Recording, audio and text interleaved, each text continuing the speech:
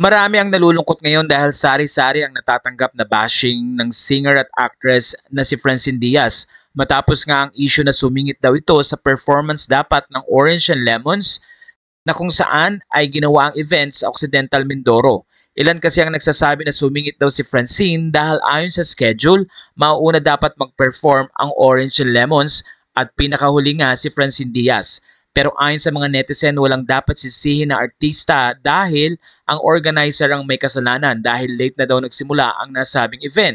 Supposedly, ay mauna nga kumanta ang Orange and Lemons bago si Francine pero dahil na rin sa tagal ng pag-stay ni Francine sa nasabing lugar na kung saan ay dumating nga ng Occidental Mindoro ng alas 7 ng gabi at late na nga ay hindi pa nakakapag-perform ito samantalang dumating naman daw ang Orange and Lemons ng bandang 11 o'clock ng gabi.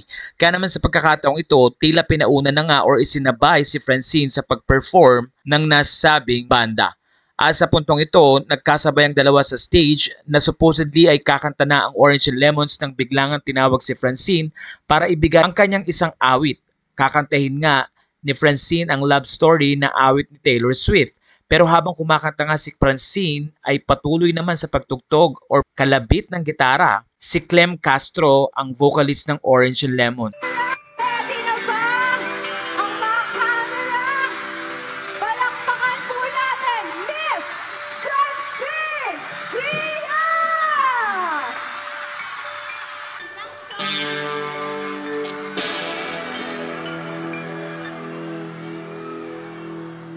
Kaya naman sa puntong ito, marami ang tila nakapansin sa sitwasyon sa stage. At pagkatapos nga ng performance si Francine ay sumunod nang ipakilala ang Orange and Lemons at bago umawit ito ay inadress nga ni Clem ang nasabing pangyayari. Ayon sa kanya, kailangan ko itong sabihin.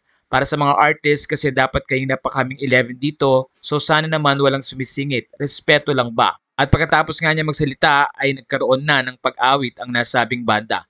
Nanatili namang tahimik si Francine. Maraming netizen na nagsasabing hindi kailangang i-blame si Francine sa pagsingit dahil tinawag ito ng organizer.